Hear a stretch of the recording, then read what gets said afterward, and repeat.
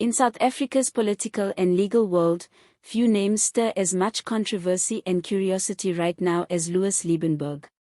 Once known as a flamboyant businessman who moved through the corridors of wealth and influence, he is now at the center of a dramatic court case involving billions of rands, alleged fraud, diamond smuggling, and explosive allegations that touch the country's most powerful political figures. As the trial unfolds in the Johannesburg High Court, the public is glued to their screens, not just for the money involved, but for the far-reaching consequences these allegations could have for South Africa's political elite. In a gripping courtroom testimony, Louis Liebenberg has pointed fingers at some of the country's most prominent leaders, making claims that, if proven true, could shake the foundations of political trust and public accountability. To fully understand how we got to this point, we need to go back a few years. Louis Liebenberg rose to fame in South Africa as a self-styled diamond mogul. He built his reputation on bold claims of having access to exclusive diamond opportunities, offering investors a chance to earn huge returns. These promises attracted attention from all corners of society, from ordinary South Africans to wealthy businesspeople. Many believed him. They poured millions into his schemes, believing they were backing a gold mine, except in this case, it was a diamond mine. But as time went on, questions began to surface. People wanted to know where the profits were, why the returns weren't materializing, and how Liebenberg was able to fund his flashy lifestyle. That's when the investigation started. Authorities began digging into his financial activities, and what they found triggered a wave of legal troubles for the man who once called himself a diamond king. Now in court, Liebenberg faces several serious charges, including fraud, money laundering, and violations of financial regulations. Prosecutors argue that the whole diamond investment scheme was a scam from the start, the plan to deceive investors and use their money to fund a luxurious and politically connected lifestyle. They claim Liebenberg misled investors with empty promises while secretly spending their money on luxury vehicles, private helicopters, and high-value gifts to important people. But what's really drawing national attention isn't just the financial crimes. It's the names he's brought into the conversation, names that belong to some of the country's most powerful figures. During his testimony, Liebenberg made two explosive allegations. First, he claimed to have paid R10 million to Advocate Dali Mpofu. According to Liebenberg, this money wasn't a personal payment but was intended to help former President Jacob Zuma with his never-ending legal bills. For years, Zuma has been battling court case after court case, from corruption allegations to contempt of court, and the legal fees have been mounting.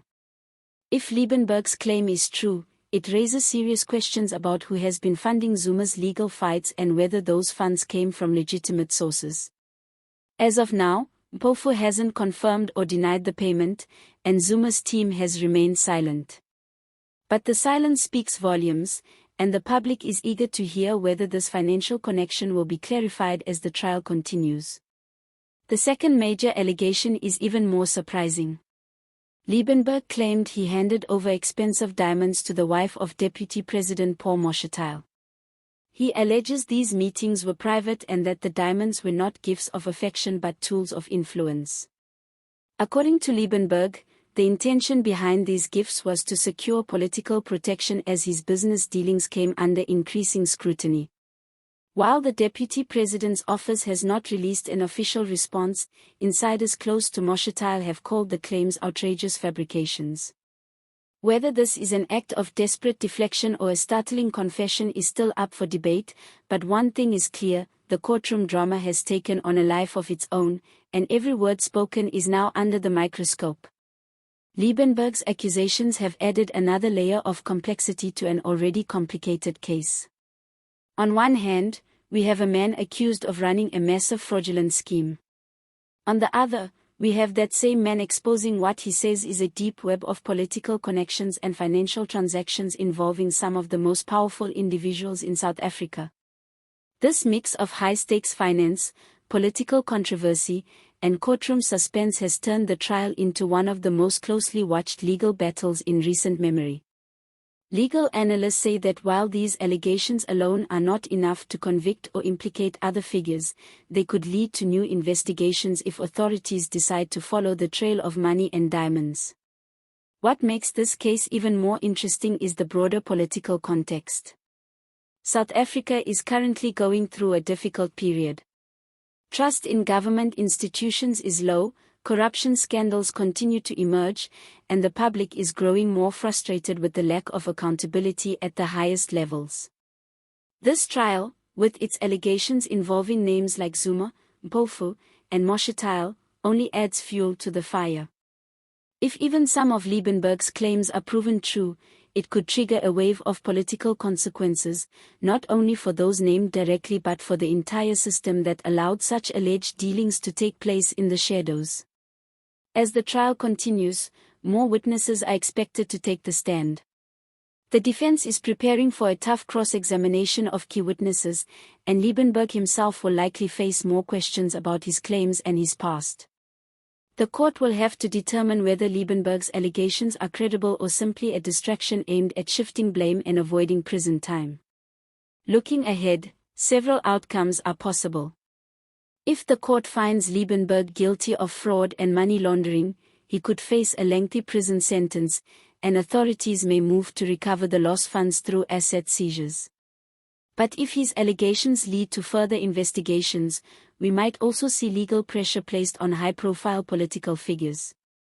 That could lead to public inquiries, ethical reviews, and possibly even resignations, depending on the evidence that comes forward.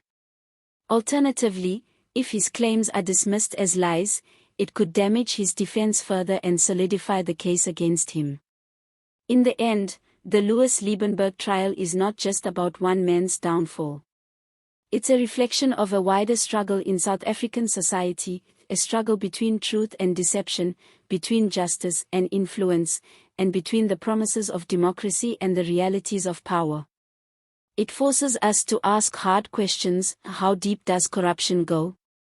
Who is really pulling the strings behind the scenes? And can the truth come out when so many powerful interests are at stake?